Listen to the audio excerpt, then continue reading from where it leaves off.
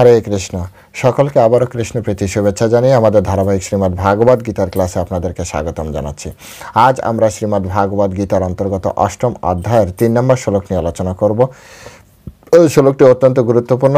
বাস্তবিক এর আগেও বলেছি যে অষ্টম অধ্যায় অত্যন্ত গুরুত্বপূর্ণ, অত্যন্ত জটিল একটি অধ্যায়। যতটা পারি গুরু পরম্পরার কৃপায়, গুরু পরম্পরার মাধ্যমে যতটুকু প্রাপ্তি হয়েছে সহজ সরল প্রাঞ্জল ভাষায় আপনাদের সামনে উপস্থাপন করার চেষ্টা করছি। আপনারা অত্যন্ত শ্রদ্ধার সহিত এবং মন লাগিয়ে বিষয়গুলি শ্রবণের চেষ্টা করুন। তো চলুন শুরু করি। শুরুতে একটা ছোট্ট অনুরোধ, যারা চ্যানেলের প্রথমবার এসেছেন অবশ্যই চ্যানেলটি সাবস্ক্রাইব করে রাখবেন এর পরবর্তী আরও অনেক বিষয় জানার জন্য। আর সাথে সাথে ভিডিওগুলি আপনার বন্ধু বান্ধব আত্মীয় স্বজন সকলের কাছে শেয়ার করুন, যাতে প্রত্যেক ব্যক্তি এই কথা জেনে তারা উপকৃত হতে পারে। মাথায় রাখবেন, সনাতন ধর্ম প্রচারের জন্য আমাদের সকলেরই একযোগে একসাথে মিলে সনাতন ধর্মের প্রচারে এগিয়ে আসা উচিত। তো চলুন শুরু করি। নম ওম বিষ্ণু পাদায় কৃষ্ণ প্রেষ্ঠায় ভূতলে শ্রীমতে ভক্তি বেদান্ত স্বামিনীতি নামিনে নমস্তে সারস্বতী দেবী গৌরবাণী প্রচারিণে নির্বিশেষ শূন্যবাদী পাশ্চাত্য দেশ তারিণে বাঞ্ছা কল্পতরুর ভৈষ্ঠ কৃপা সিন্ধু ব্যবচ পতিতানাম পাবনে বৈষ্ণবে নমো নমঃ। জয় অনন্ত কোটি বৈষ্ণববৃন্দ কি জয়, শিলা প্রভুপাদ কি জয়, নিতাই গৌর সীতানাথ প্রতিপ্রেমানন্দে হরি বল। হরে কৃষ্ণ। ওম নমো ভগবতে বাসুদেবায়। ওম নমো ভগবতে বাসুদেবায়। ওম নমো ভগবতে বাসুদেবায়। শ্রীমদ্ ভাগবত গীতা অষ্টম অধ্যায় অক্ষর ব্রহ্মযোগ শ্লোক নাম্বার 3। শ্রী ভগবান উবাচ অক্ষরম ব্রহ্ম পরমাম স্বভাবঃ অধ্যাত্মম উচ্যতে ভূত ভাবোদ্ভবকার বিসর্গঃ কর্ম সংগীতম। অক্ষরম ব্রহ্ম পরমাম স্বভাব অধ্যাত্ম উচ্যতে ভূত ভাবোদ্ভবকার বিসর্গঃ কর্ম সংগীতা। হরে কৃষ্ণ। তো এখন আমরা এই সংস্কৃত শ্লোকের শিলা প্রভুপাদ কর্তৃক যে বাংলা ভাষানুবাদ দেওয়া হয়েছে সেই ভাষানুবাদ আমরা শ্রবণ করব। অনুবাদ। পরমেশ্বর ভগবান বললেন, নিত্য বিনাশরহিত জীবকে বলা হয় ব্রহ্ম, আর তার নিত্য স্বভাবকে বলা হয় আধ্যাত্ম। ভূতগণের উৎপত্তি ও বৃদ্ধিকর সাংসারিক কর্ম। আমি আরেকবার পড়ছি। পরমেশ্বর ভগবান বললেন, নিত্য বিনাশরহিত জীবকে বলা হয় ব্রহ্ম, তার নিত্য স্বভাবকে বলা হয় আধ্যাত্ম। ভূতগণের উৎপত্তি আর বৃদ্ধিকর সাংসারিক কর্ম। হরে কৃষ্ণ। তো এখন আমরা শিলা প্রভুপাদ কর্তৃক এই সংস্কৃত শ্লোকের উপরে যে তাৎপর্য দেওয়া হয়েছে, যে ভাষ্য দেওয়া হয়েছে, সেই তাৎপর্যের আলোকে আমরা এই শ্লোকটি হৃদয়ঙ্গম করার চেষ্টা করব এবং এর যে গূঢ় রহস্য, সেই রহস্য আমরা হৃদয়ঙ্গম করার চেষ্টা করব, আমরা অনুভব করার চেষ্টা করব। তো তার জন্য আমরা অবশ্যই শিলা প্রভুপাদের কাছে কৃপা আশীর্বাদ প্রার্থনা করি, সাধুগুরু বৈষ্ণবের কাছে কৃপা আশীর্বাদ প্রার্থনা করি, যাতে ওনারা আমাদেরকে এই জ্ঞান প্রদানে যোগ্য মনে করে অথবা যোগ্যতা প্রদান করে আমাদেরকে এই জ্ঞান প্রদান করেন। তো এখানে কত সুন্দরভাবে একটি বিষয় বোঝানো হয়েছে। প্রথমে বলি, এই শ্লোকের মূল যে 3টি বিষয় এখানে বোঝানো হচ্ছে। একটা হচ্ছে জীব ব্রহ্ম কাকে বলে, সেই ব্রহ্মের সংজ্ঞা দিয়েছেন। 2 হচ্ছে আধ্যাত্ম কাকে বলে, আধ্যাত্ম সংজ্ঞা দিয়েছেন। আরেকটি হচ্ছে কর্ম কাকে বলে, কর্মের সংজ্ঞা দিয়েছেন। পরমেশ্বর ভগবান এই যে সংজ্ঞা, 3টি বিষয়ের সংজ্ঞা কেন দিলেন, এর উত্তর হচ্ছে আপনার 1 নম্বর কোশ্চেনে। অর্জুন এই অষ্টম অধ্যায়ের 1 নম্বর শ্লোকে অর্জুন পরমেশ্বর ভগবান শ্রীকৃষ্ণের কাছে কয়টি প্রশ্ন করেছিল। তার প্রথম লাইনে ছিল এই 3টি প্রশ্ন। এই 3টি প্রশ্ন, কিম তৎ ব্রহ্ম, কিম আধ্যাত্মাম, কিম কর্ম পুরুষোত্তমাম। তারপরে লাইনে তিনি বলছেন, অধিভূতম চ কিম প্রক্তম অধিদৈবম কিম উচ্যতে। আমি আরেকবার প্রথম লাইনটি পড়ছি, যেহেতু আমরা প্রথম লাইন নিয়ে আলোচনা করব। প্রথম লাইনে অর্জুনের প্রশ্ন, কিম তৎ ব্রহ্ম, কিম আধ্যাত্মাম, কিম কর্ম পুরুষোত্তমাম। অর্থাৎ, হে পুরুষোত্তম ভগবান শ্রীকৃষ্ণ, কিম তৎ ব্রহ্ম, তৎ ব্রহ্ম কি, তারপরে বলছে কিম আধ্যাত্ম, অর্থাৎ আধ্যাত্ম কি, তারপর বলছে কিম কর্ম পুরুষোত্তম, পুরুষোত্তম হে পরমেশ্বর ভগবান কর্ম কাকে বলা হয়। তখন পরমেশ্বর ভগবান এই প্রশ্নের উত্তরে তিনি বললেন, যারা আমরা কর্মই ধর্ম মেনে চলি তাদের জন্য আজকের এই যে ভগবদ্গীতার এই যে সেশন, এই ক্লাস অত্যন্ত অত্যন্ত গুরুত্বপূর্ণ, অত্যন্ত গুরুত্বপূর্ণ।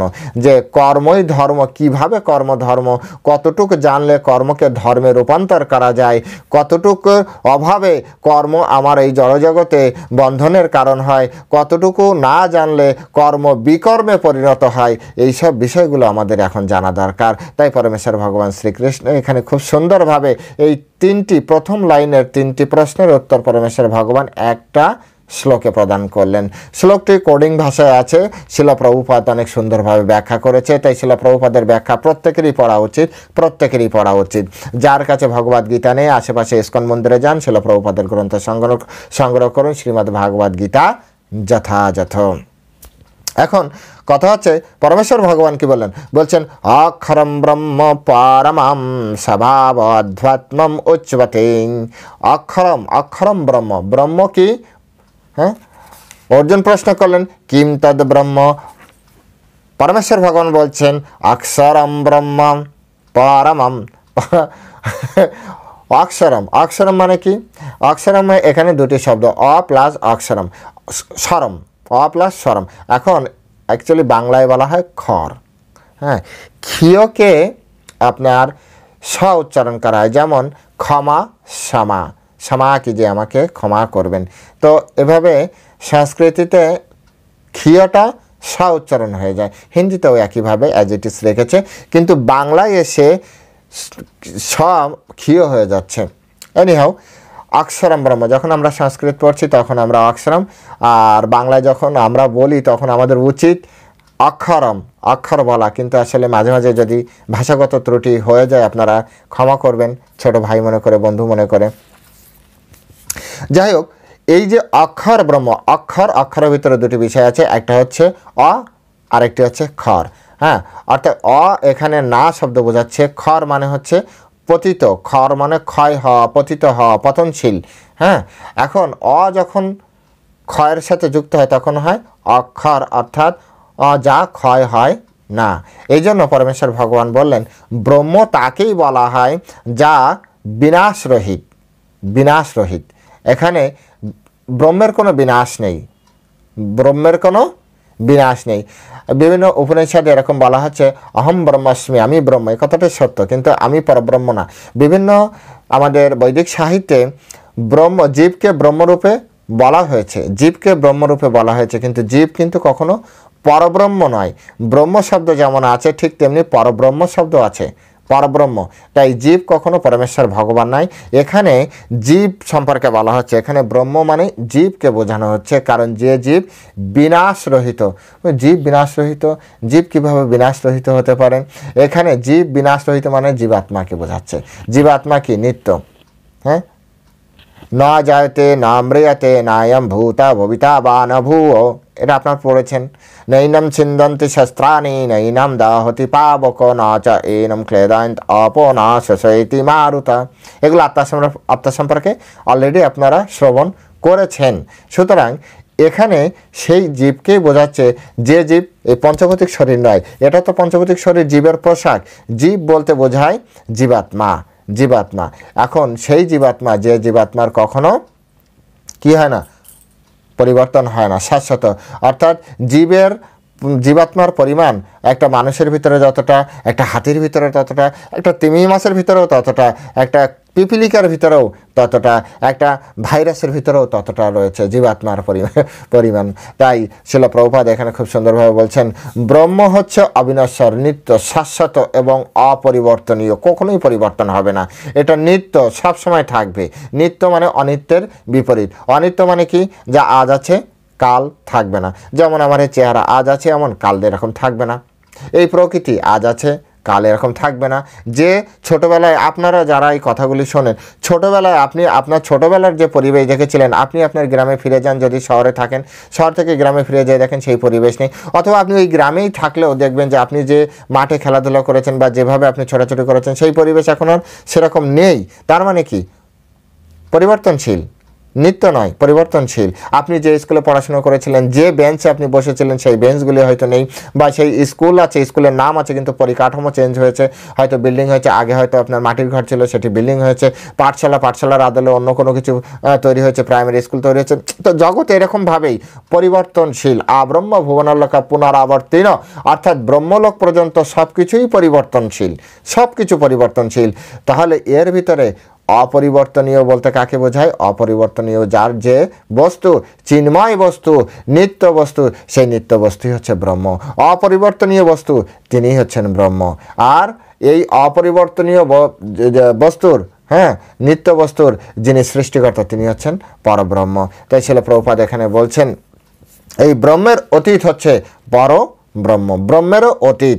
ব্রহ্মটাও আমি আপনি এমনিতে দেখতে পাই না, আত্মাকে কিন্তু দেখা যায় না। আত্মা দেখা আমাদের কাছে এমন কোনো ইনস্ট্রুমেন্ট এখনও তৈরি করতে পারি না বর্তমান বিজ্ঞানের। ভবিষ্যতে পারবে কিনা আমিও জানি না, আপনিও জানেন না। ভবিষ্যৎ তো একমাত্র কৃষ্ণই জানে, আর সাধুগুরু বৈষ্ণব যারা ত্রিকালজ্ঞ, যারা গুরুদেব ছিল প্রভুপাদের মতো, তারা জানেন যে ভবিষ্যতে আমাদের টেকনোলজিক্যাল কত ডেভেলপমেন্ট হতে পারে এই ভৌতিক জগতে, কিন্তু তার মাধ্যমেও কি আত্মাকে দেখা সম্ভব কি না, না আমি আপনি কেউই জানি না। কিন্তু কৃষ্ণ জানে, কৃষ্ণ জানে যে এটি আদৌ দেখা সম্ভব কি না। এনিহাও আত্মাকে দেখা এখনই যায় না, আর এই আত্মাকে যিনি সৃষ্টি করেন তিনি হচ্ছেন পরম আত্মা। তো এখন ব্রহ্ম বলতে জীবকে বোঝায়, পরব্রহ্ম বলতে পুরুষোত্তম ভগবানকেই বোঝায়। জীবের স্বরূপ এই জগতে, জীবের একটি স্বরূপ আছে। স্বরূপত জীব কি, স্বরূপত জীব কি এটি বোঝার জন্য প্রথমে আপনি যান, প্রত্যেকটা জীবের ভিতরে একটা কমন বৈশিষ্ট্য আছে। প্রত্যেকটা জীব, আপনি যে কোনো জীব নিতে পারেন, আপনি একটা টিয়া পাখি নেন, আপনি একটা বিড়াল নেন, আপনি একটা কুকুর নেন, আপনি একটা বাঘ নেন, সিংহ নেন, মানুষ তো অনেক উন্নত, আপনি ডলফিন নেন, আপনি তিমি মাছ নেন, আপনি এমনকি বিজ্ঞানীরা গাছকে পর্যন্ত পরীক্ষা করেছে, প্রত্যেকটা ব্যক্তি ভালোবাসায় রেসপন্স করে, ভালোবাসায় রেসপন্স করে। প্রত্যেকটা জীবের ভিতরে একটা কমন বৈশিষ্ট্য আছে, সেটি হচ্ছে ভালোবাসা রিসিভ করার মতো ক্ষমতা, ভালোবাসার আদান প্রদানের ক্ষমতা। প্রত্যেক জীব অপর জীবকে সহযোগিতা করতে চায়, প্রত্যেক জীব অপর জীবকে সেবা করতে চায়, এটি প্রত্যেকটা জীবের ভিতরে রয়েছে, প্রত্যেকটা জীবের ভিতরে রয়েছে। আপনি দেখেন, না না প্রভু বাঘ কিন্তু কাউকে সেবা করে না, ধরলেই খেয়ে ফেলবে। বাঘ ওর সন্তানের সেবা করে, বাঘ বাঘিনীর সেবা করে, বাঘিনী বাঘের সেবা করে, বাঘিনী বাঘের বাচ্চার সেবা করে। সেবা না করে থাকতে পারে না, সেবা না করে থাকতে পারে না। প্রবৃত্তি অনুযায়ী খাদ্য প্রত্যেকের জন্য, প্রবৃত্তি অনুযায়ী এভাবে বলা রয়েছে যে এক জীব আর এক জীবকে খেয়ে বেঁচে থাকবে, এটাই এই জগতের নিয়ম। কিন্তু সেটা প্রবৃত্তি অনুযায়ী, প্রবৃত্তি অনুযায়ী, এটা মনুস্মৃতিতে খুব সুন্দরভাবে বর্ণন করা হয়েছে। যদি কখনো সময় পাই, ইচ্ছা হয় যে মনুস্মৃতিটা ধরে, কিন্তু অনেক বড় গ্রন্থ, আপনারা আসলে কতটা রিসিভ করবেন আমি জানি না, সেই জন্য মাঝে মাঝে চিন্তা করি যেন আপাতত এটি শেষ হোক, এরপরে আরেকটি উপনিষদ শুরু করার ইচ্ছা আছে। এই উপনিষদ যদি এটি শেষ করতে পারি, আপনারা যদি শুধু সাথে থাকেন, আপনারা যদি একটু সাপোর্ট করেন আমাকে, মেন্টাল সাপোর্ট, যে আপনারা শুনছেন, আপনারা শুনতে রাজি আছেন, আমি আপনাদের কাছে অ্যাজ ইট ইজ সুন্দরভাবে বোঝানোর চেষ্টা করব, যতটা গুরু গৌরাঙ্গের কৃপা, যতটা কৃষ্ণ বা যতটা শিল প্রভুপাদ আমাকে দিয়ে করাতে চায়, এই জিহ্বাকে ব্যবহার করাতে চায়, এই শরীর যতদিন আছে তিনি যতটা করাতে চায় আমি আপনাদের জন্য করতে চাই। কিন্তু মাঝে মাঝে না উৎসাহ হারিয়ে ফেলে, যে মানুষ আসলে দেখছে কি দেখছে না, মানুষ আসলে তো ঠিক আছে, আমি আমার পড়া নিয়ে ব্যস্ত থাকি, আমি আমার জীবনে ব্যস্ত থাকি। আবার চিন্তা করি না, শিল প্রভুপাদের সোসাইটিতে আছে, কিছু না কিছু তো প্রচার আমার অবশ্যই করা উচিত, তাই আবার মাঝে মাঝে করার চেষ্টা করি। যাই হোক, আপনারা অলরেডি আমাকে অনেক সাপোর্ট করছেন, অনেক দেখছেন, তার জন্য আপনাদেরকে ধন্যবাদ। আপনারা এই ভিডিওগুলো আরও বেশি ছড়িয়ে দিন, যাতে মানুষ আরও দেখতে পায়, বুঝতে পারে। তো যাই হোক, যেখানে ছিলাম যে এই জড়জগতে জীব কি করে, যে মানে যখন জড়জগতের সাথে মিশে যায়, এই জড়জগতে যখন জীব আসে, তখনই কিন্তু জীব এই জড়জগতের সাথে আপনার অ্যাডজাস্ট করতে শুরু করে, এই জড় মোহ দ্বারা আবৃত হয়। কিন্তু স্বরূপত জীব কিন্তু সেবা করে, এই জড়জগতের সাথে যুক্ত হওয়ার সাথে সাথে তার আধিপত্য শুরু হয়। এই জড় সংসারে যে স্বামী হয়, সে স্ত্রী হয়, সে বচ হয়, সে অনেক কিছু হয়, কিন্তু চিদ জগতে যদি স্বরূপত প্রত্যেক জীবই কিন্তু আপনি দেখুন, স্বামী স্ত্রী সেবা করছে, স্ত্রী স্বামী সেবা করছে, নেতা দেশের সেবা করছে, সন্তান পিতামাতার সেবা করছে, শিক্ষক ছাত্রদের সেবা করছে, ছাত্র শিক্ষকের সেবা করছে, প্রত্যেক ব্যক্তি সেবা করছে। যিনি মনে করছে না আমি যাও মানুষেরা সেবা করবো না, কঠোর একেবারে দৃঢ়বদ্ধ হয়েছে যে আমি আর কখনো কারো সেবা করব না, সে যদি বনেও যায় কি করবে? কোনো না কোনো পশুর সেবা করবে, কোনো না কোনো গাছের সেবা করবে। মানুষের সেবা করছে না, বৃক্ষপ্রেমী বলা হয় কাদের? বৃক্ষের সেবা করছে। পশুপ্রেমী পশুর সেবা করার চেষ্টা করছে। পাখি প্রেমী পাখির সেবা করার চেষ্টা করছে। সেবা ছাড়া মানুষ বা জীব থাকতে পারবে না। আর মানুষ জীবগুলোও দেখুন, একটা বিড়ালকে আপনি কিছুদিন খেতে দিন, কিছুদিন আদর করুন, বিড়ালকে ডাকলে চলে আসবে। একটা বনের পাখিকে আপনি আদর করুন, যত্ন করুন, খেতে দিন নিয়মিত, সে আপনার কথা উঠবে বসবে। বানর ছাড়ুন, পাখি ছাড়ুন, একটা বাঘ পর্যন্ত, একটা হাতি পর্যন্ত, আপনারা অনেকে সার্কাস দেখেছেন, একটা হাতিকে পর্যন্ত ট্রেন আপ করা হয়, তাকে রেসপন্স শেখানো হয়, ভালোবাসার আদান প্রদান করা হয়। আমরা তো মাঝে মাঝে অবাক হয়ে যাই, আপনারাও দেখেছেন সার্কাসে মাঝে মাঝে কী করে, সিংহের মাথা এরকম বড় করে তার মাথার ভিতরে মানুষ মাথা ঢুকিয়ে দিচ্ছে, সিংহের মুখে বাঘের মুখের ভিতরে মানুষ মাথা গলিয়ে দিচ্ছে, কিন্তু বাঘ কামড়াবে না, কারণ বাঘ জানে আমার আপনজন, হাতি জানে আমার আপনজন। একটা হিংস্র হিংস্র প্রাণীও সে কী করেছে? ভালোবাসার মাধ্যমে সে আবদ্ধ হয়ে গিয়েছে। জীব মাত্রই হচ্ছে ভালোবাসে, জীব মাত্রই হচ্ছে সেবা করে, অপরের সেবা করার জন্য ব্যস্ত থাকে। তাই স্বরূপত জীব হচ্ছে ভগবানের সেবক। জীবের স্বরূপ হয় কৃষ্ণ নিত্যদাস, কৃষ্ণের ততস্থ শক্তি ভেদাভেদ প্রকাশ। কৃষ্ণের ততস্থ শক্তির অন্তর্গত এই জীব স্বরূপত কৃষ্ণের নিত্যদাস। কৃষ্ণের সেবা করাই জীবের একমাত্র লক্ষ্য। কৃষ্ণের সেবায় নিজের জীবনকে অতিবাহিত করাই হচ্ছে তারা পরমানন্দের একমাত্র বিষয়। কিন্তু এই জীব যখন জড় মায়ার দ্বারা প্রভাবিত হয়, তখন তার সেই স্বরূপত যে ভালোবাসা, সেই ভালোবাসা কামে পরিণত হয়, চাওয়া পাওয়ায় পরিণত হয়।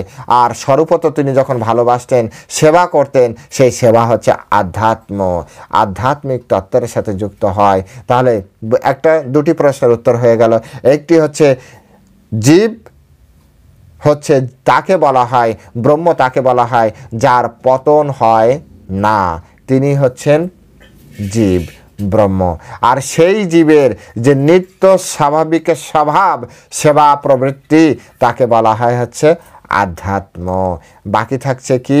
বাকি থাকছে হচ্ছে কর্ম। এখন এই কর্ম কি? কর্ম এই সেই কর্ম যে কর্ম নিয়ে এই জড়জগতের মানুষ পড়ে আছে। এই সেই কর্ম যে কর্ম সম্পর্কে না জানার কারণে মানুষ এই জড়জগতের বন্ধনে আবদ্ধ হয়ে আছে। এই জড়জগতে হাবুডুবু খাচ্ছে, কখনো রাজা হচ্ছে, কখনো প্রজা হচ্ছে, কখনো ধনী হচ্ছে, কখনো ভিখারি হচ্ছে, কখনো কালো শরীর, কখনো ফর্সা শরীর, কখনো লম্বা শরীর, কখনো খাটো শরীর। এই জড়জগতে বিভিন্ন জনিতে ঘুরে বেড়াচ্ছে, কখনো পশু, কখনো পাখি, কখনো গাছ, মাছ, হাঁস, যা ইচ্ছা তাই হচ্ছে।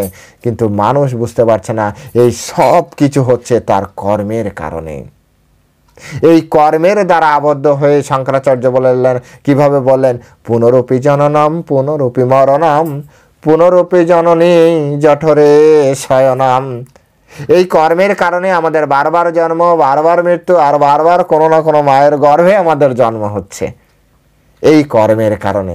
তাই এই কর্ম কৌশলম, তাই পরমেশ্বর ভগবান শ্রীকৃষ্ণ ভগবদ গীতায় আমাদের দেখালেন কর্ম কৌশল শিখতে হবে। দেখবেন অনেক বলবান ব্যক্তি, প্রচণ্ড বলবান ব্যক্তি, সেও না, যারা এরকম মার্শাল আর্ট শেখে না, টেকনিক টিকটিক করে শিখে, তাদের কাছে হেরে যায়। কারণ কি? তারা মারার কৌশল শিখেছে, তারা একটা কৌশল শিখেছে যেটা বলের থেকে অধিক কাজ করে। তাই এই জড়জগতে আমাদের শিখতে হবে কর্ম কি। তাই পরমেশ্বর ভগবান এখানে বললেন যে ভূত ভাবোকার বিসর্গ কর্ম সংগীতা, অর্থাৎ ভূতগণের উৎপত্তি ও বৃদ্ধিকর সংসারী কর্ম। অর্থাৎ ভূত মানে কি? ভূত মানে জীব। এই জীবের যে উৎপত্তি, জীব কিভাবে উৎপত্তি হচ্ছে, জীব কিভাবে উৎপত্তি হয়, শিল প্রভুপাদ তার উত্তরে খুব সুন্দরভাবে এখানে বলছেন। আমি খুব এভাবে আমি এখানে বোঝানোর চেষ্টা করছি যে কিভাবে যে অন্নাদ ভবন্তি ভূতানি, হ্যাঁ, এই যে একটা শ্লোক আছে না, সেই শ্লোকের মাধ্যমে শিল প্রভুপাদ এখানে পর্যান্ন তন্ন সম্ভবা, যাক শ্লোকটা পুরোটা আমার মনে নেই, আছে আপনারা দেখবেন, মেবি 3য় অধ্যায়ে আছে, তো কথা আমি ভুলে গিয়েছি। তো শিল প্রভুপাদ ওই শ্লোকের মাধ্যমে এখানে বোঝাচ্ছেন বিভিন্ন যজ্ঞ অনুষ্ঠান করার মাধ্যমে ক্রমে জীবাত্মা বিভিন্ন স্বর্গলোকে গমন করে। এটাই স্বাভাবিক। যখন কোনো আপনার করবে, কর্ম করবে, তখন জীব স্বর্গলোকে গমন করবে, কারণ কর্মের মানে যজ্ঞের একটা প্রভাব আছে, সেই যজ্ঞের মাধ্যমে স্বর্গলোকে যায়। তারপরে সেই স্বর্গলোকে সে কিছুদিন থাকে, তার সুখ উপভোগ করে, এবং এই সুখ উপভোগ করার পরে ক্ষীণপুণ্যে মর্তলোকে বিশন্তি, পুণ্য শেষ হয়ে গেলে তাকে আবার ওই মর্তলোকে চলে আসতে হয়। আর মর্তলোকে আসে তখন সে কিভাবে আসে, এখানে বলা হচ্ছে খুব একটা গভীর সায়েন্স দেওয়া হচ্ছে, গভীর সায়েন্স। সকলের মানা বা না মানা কিছু যায় আসে না, পরম্পরা ধারা এটি পেয়েছি মানে এটিই সত্য। এখন এখানে বলা হচ্ছে যে এই পুণ্য অর্জিত কর্মফল যখন শেষ হয় তখন সে বৃষ্টির মাধ্যমে পৃথিবীতে পতিত হয়। কিসের মাধ্যমে? বৃষ্টির মাধ্যমে। তারপর সে শস্য কণায় পরিণত হয়, আর মানুষ সে শস্য আহার করে এবং তা বীর্যে পরিণত হয়, এবং তারপরে সেই বীর্য স্ত্রীজনিতে সঞ্চারিত হয়ে গর্ভবতী হয়। এভাবে জীবাত্মা আবার মনুষ্য শরীর প্রাপ্ত হয়, যজ্ঞের অনুষ্ঠান করে। এভাবেই জীব প্রতিনিয়ত এই জড়জগতে গমনাগমন করতে থাকে, যেটা এর আগে শঙ্করাচার্য শেষে পুনরূপী জননম পুনরূপী মরণম পুনরূপী জননী জঠরে শয়নম, বারবার তিনি গমনাগমন করতে থাকে। কতদিন এই গমনাগমন চলবে? কতদিন? যতদিন না আমরা কৃষ্ণের কাছে ফিরে না যাব। ভগবদ্গীতায় কৃষ্ণ স্পষ্ট করে জানালেন। এই জন্য ভগবদ্গীতা হচ্ছে রিয়েল সায়েন্স। এখানে শুধু আপনাকে কর্ম করতে শেখাবে না, কর্ম থেকে কিভাবে আপনি বেরোতে পারবেন, কর্ম কোথায় আপনি ফুল স্টপ করতে পারবেন, সেই জিনিসটা পরমেশ্বর ভগবান শ্রীকৃষ্ণ এই ভগবদ্গীতায় শেখায়, অন্য কোনো জায়গায় শেখাবে না। একমাত্র ভগবদ্গীতা আমাদের এইটা শেখাবে। এই জড়জগতে শুধু কর্ম কর্ম কর্ম কর্ম করেই যাচ্ছে। কর্মের একটা ট্র্যাপের ভিতরে পড়েছি, জালের ভিতরে আমরা ফেসে গিয়েছি। আমরা কেমন জালে আছে জানেন? এরকম, যেমন আপনি কর্ম করছেন, হার্ড অ্যান্ড সোল ট্রাই করছেন এই জগতে। আপনাকে যদি প্রশ্ন করা হয়, প্রভু আপনি এত খাচ্ছেন কিসের জন্য খাচ্ছেন? এইটুকুই তো পেট, কতটুকুই বা খাবেন? এত একটা মানুষের থাকার জন্য কয়টা রুম দরকার, কতগুলো বাড়ি করবেন? না প্রভু, আসলে আমি আমার জন্য করছি না, নিজের জন্য। সত্যিই তো, কতটুকু খাই, এখন তো বয়স হয়ে গেছে, কত খেতেই পারি না। তাহলে করছেন কার জন্য প্রভু? আসলে প্রভু ছেলেটার জন্য করছি, মেয়েটার জন্য করছি, ওদের জন্য একটু ভবিষ্যৎ না করে গেলে কি হবে বলেন? এটা তো আমার দায়িত্ব এবং কর্তব্য। আচ্ছা, তাহলে আপনি খাচ্ছেন কার জন্য? সন্তানের জন্য। কারণ আমার সন্তান যেন থাকে দুধে ভাতে। ঠিক বলছি কিনা? আমার সন্তান যেন থাকে দুধে ভাতে। ওকে, ওয়েলকাম। আপনি খেটেছেন এই কারণে, কারণ আপনার সন্তান যেন থাকে দুধে ভাতে।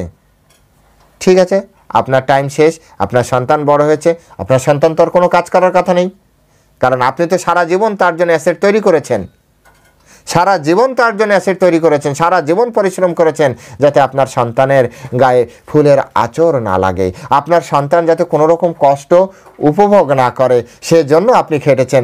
আপনার সন্তান কেন খাটবে? আপনার সন্তান কেন কাজ করবে? আপনার সন্তান কেন এই জগতে কষ্ট করবে? তার তো সব কিছু অ্যারেঞ্জ আপনি করে দিয়েছেন। শুরু হলো সন্তানের পিরিয়ড, সন্তানও শুরু করে দিয়েছে কাজ, সন্তানও খাটতে শুরু করে দিয়েছে, সন্তান জীবনে কষ্ট করা শুরু করে দিয়েছে। গেলাম সন্তানের কাছে, হ্যাঁ প্রভু আপনি খাটছেন কেন? না আসলে আমার খাটা লাগে না, এই সন্তানের জন্য কিছু একটা করে যাই সেজন্য খাটছি। কিন্তু আপনার বাবা আপনার জন্য অনেক কিছু করে দিয়ে গেছে, সেগুলো আপনি সন্তানের জন্য রেখে যাবেন না? তাই বললে কি হয়? বাবা আর কতটুকু করে দিয়ে গেছে, আসলে আমার সন্তানের জন্য। তার মানে আপনিও আপনার জন্য খাটছেন না? না, আমার তো অনেক কিছু আছে, আমার জন্য খাটতে হচ্ছে না। কার জন্য? সন্তানের জন্য। কত বড় ট্র্যাপ, কত বড় ছল, কর্মের নামে কত বড় ছলনার ভিতরে, কত বড় একটা ফাঁদের ভিতরে আমরা পড়ে আছি, একবার বিচার করুন। সবাই তার সন্তানের নাম করে প্রত্যেক ব্যক্তি খাটছে। তার মানে এই জড়জগতে আমরা প্রত্যেকটা জীব তার নিজের কর্ম নিয়ে জন্মগ্রহণ করি। কেউ খাটুক বা না খাটুক, এই জড়জগতে প্রত্যেকটা জীব তার কর্মফল অনুযায়ী কর্ম করবে এবং করবে। কেউ তাকে রদ করতে পারবে না, কেউ তাকে ঠেকাতে পারবে না, কারণ ও কর্ম করার জন্য এই জড়জগতে এসেছে, ও কর্ম করবেই। আর ওর কর্ম পূর্বজীবন কর্তৃক নির্ধারিত। পিতা করুক বা না করুক, কারো সন্তানের জন্য কেউ যদি কিছু রাখুক বা না রাখুক, তার জীবনে যদি বড় কিছু করার হয় সে কর্ম করে বড় হবে। তার জীবনে যদি অশেষ কিছু প্রাপ্তি হয় সে পিতামাতার কোনো সহযোগিতা ছাড়াই হবে। এই জড়জগতে হাজারো লাখো উদাহরণ আছে যারা পিতামাতার আশ্রয়, পিতামাতার বা হয়তো পিতামাতা ছোটোবেলায় দেহান্তর হয়েছে অথবা পিতামাতা আলাদা জায়গায় থাকে, সেই সন্তান কষ্টে মানুষ হয়েছে, মানুষ হওয়ার পরে সে অনেক বড় জায়গায় গিয়েছে, অনেক গরিব ঘরে জন্মগ্রহণ করেও অনেক অনেক উপর লেভেলে তিনি পৌঁছে গিয়েছেন। এ শুধু কর্ম আর কর্মের ফল, এটাকে বলা হয় কর্ম। এটাকে বুঝতে হবে। এই জড়জগতে এই জন্য বারবার করে বলছে যে ভূতগণের অর্থাৎ জীবগণের উৎপত্তি কিভাবে উৎপত্তি হচ্ছে, পূর্বজীবনের কর্মের ফলে তার উৎপত্তি হচ্ছে এবং বৃদ্ধিকর কিভাবে বেড়ে উঠছে। এই সংসার চক্রই হচ্ছে কর্ম, এই সংসারই হচ্ছে কর্ম। এই সংসারে আমি আপনি থাকছি, এটাই হচ্ছে কর্ম। এখন কর্ম মানে কি আপনি সব কিছু যা ইচ্ছা তাই চালাবেন? না বন্ধুগণ, এটাকে কর্ম বলে না। যা ইচ্ছা তাই করবেন, এটা কর্ম না। যেমন আপনি গাড়ি চালানোর আগে গাড়িতে আপনি ড্রাইভিং লাইসেন্স নিয়েছেন, ড্রাইভিং শিখেছেন, তারপরে লাইসেন্স পরীক্ষা দিয়েছেন, লাইসেন্স পেয়েছেন, হ্যাঁ আমি গাড়ি চালাতে পারি, আমার লাইসেন্স আছে। রোডে যখন আপনি আপনার গাড়ি নামাবেন তখন আপনার লাইসেন্স কাজ করবে না, তখন আপনার ট্রাফিক আইনের আওতায় পড়বেন। ট্রাফিক আইন আপনাকে নির্ধারণ করবে কোন রাস্তায় কত লিমিটে আপনি গাড়ি চালাবেন। আপনি হয়তো 150, 250, 500, 1000 কিলোমিটার বেগে আপনি গাড়ি চালাতে পারেন অথবা 10,000 কিলোমিটার বেগে গাড়ি চালাতে পারেন, তাতে কিচ্ছু যায় আসে না। ওই রোড আপনাকে বলে দেবে আপনি 20 কিলোমিটারে গাড়ি চালাবেন, আপনি 50 কিলোমিটারের উপরে এই লেনে উঠবেন না। এই লেনে যদি গাড়ি চালাতে হয় আপনাকে 50 কিলোমিটারে চালাতে হবে। এই লেনে যদি গাড়ি চালাতে হয় আপনাকে 30 কিলোমিটারে গাড়ি চালাতে হবে। এর বাইরে আপনি উঠলেই ফাইন, এর বাইরে আপনি গেলেই ফাইন। যখন ট্রাফিক রুলস বলে দেবে যে এখানে আপনি গাড়ি থামান, আপনাকে থামাতে হবে, আপনার সার্টিফিকেট কোনো কাজ আসবে না। আমার ড্রাইভিং লাইসেন্স আছে, আমি আগে চলে যাব, কোনো কাজ হবে না। ঠিক তেমনি কর্ম করতে হবে, এটা নিশ্চিত, কিন্তু সেই কর্ম নির্ধারণ করবে শাস্ত্র। তস্মাৎ শাস্ত্রম প্রমাণান্তে কার্য অকার্য ব্যবস্থিত। শাস্ত্রই একমাত্র প্রমাণ। আপনি কি করবেন, আপনি কি করবেন না, আপনি কি খাবেন, আপনি কি খাবেন না, আপনি কোথায় যাবেন, আপনি কোথায় যাবেন না, আপনি এই চোখ দিয়ে কি দেখবেন, কি দেখবেন না, আপনি এই কান দিয়ে কি শুনবেন, কি শুনবেন না। আপনি যদি শাস্ত্রের কথা না মানেন, নাও মানতে পারেন, অসুবিধার কিছু নেই।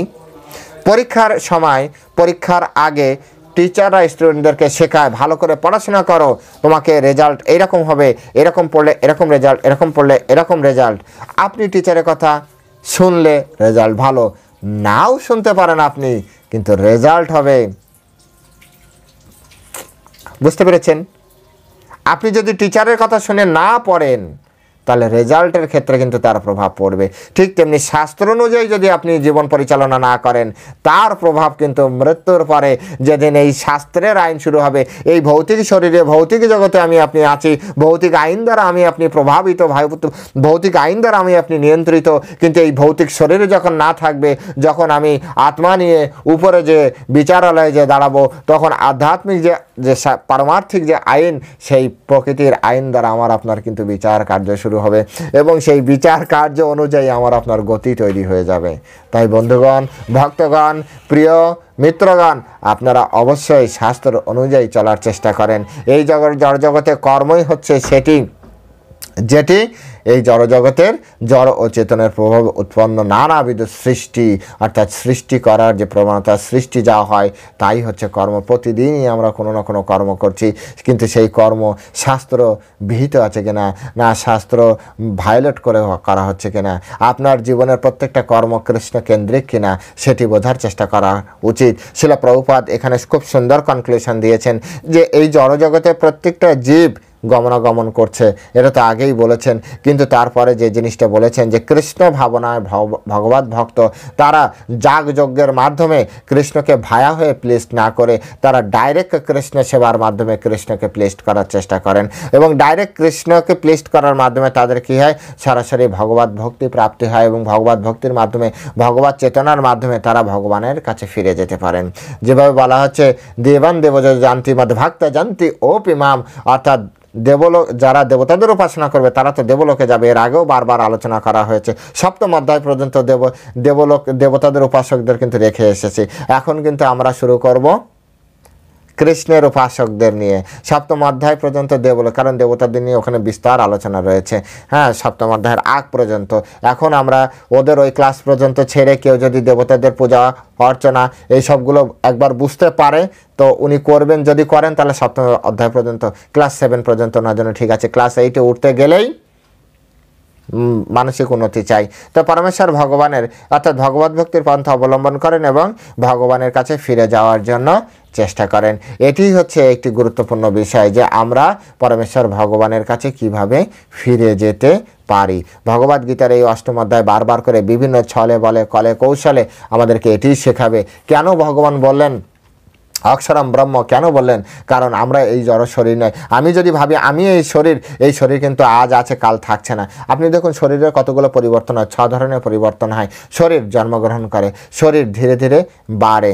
2 নম্বর, শরীর প্রথমে জন্মগ্রহণ করছে, তারপরে ধীরে ধীরে বাড়ছে।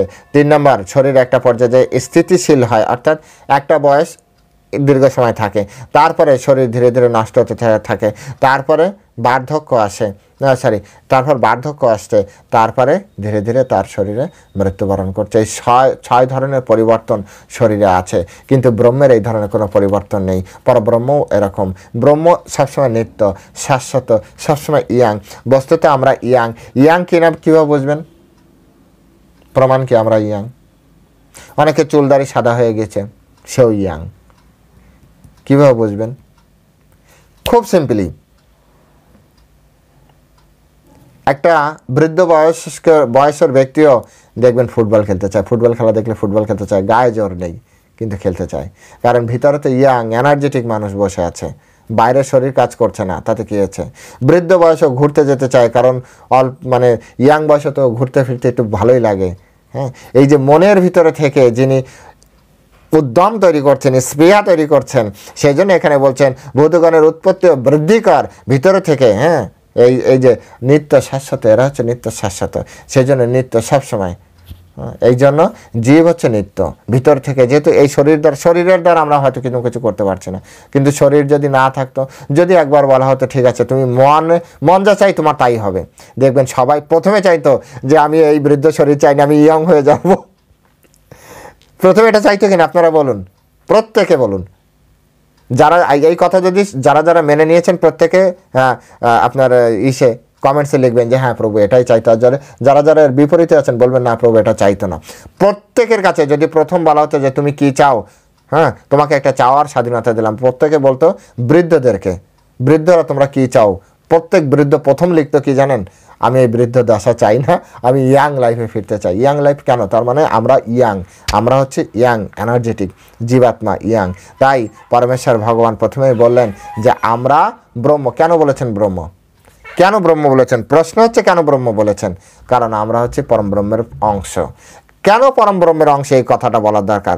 তো এই জায়গাটা আমাদের নয়, এই জায়গা আমাদের নয়, এই জায়গা আমাদের নয়। আমাদের যেতে হবে যেখানে চিত স্বরূপত ব্যক্তিগণ যেখানে থাকে। একটা বাংলা এরকমই আছে না, অনেক আচার্যরা বৈষ্ণব আচার্যরা বলেন জীবের জলের সাথে জলে মিশে আপনা তেলে জলে মিশাইলে কভু তো মেশে না। জল জলের সাথে মেশে, তেল তেলের সাথে মিশবে, এটাই স্বাভাবিক। কাক কাকের সঙ্গ করবে, পশু পশুর সঙ্গ করবে, হরিণ হরিণের সঙ্গ করবে, গরু গরুর সঙ্গ করবে, এটাই স্বাভাবিক। ঠিক তেমনি আমরা যখন ভাববো আমরা ব্রহ্ম, আমরা হচ্ছি ভগবানের অংশ, তাহলে কেন এই জড়জগতে আমরা থাকবো? আমাদের যেখানে ভগবান থাকে আমরা সেখানে যাব। তাই পরমেশ্বর ভগবান ইনডাইরেক্টলি আমাদেরকে মনে করিয়ে দিলেন।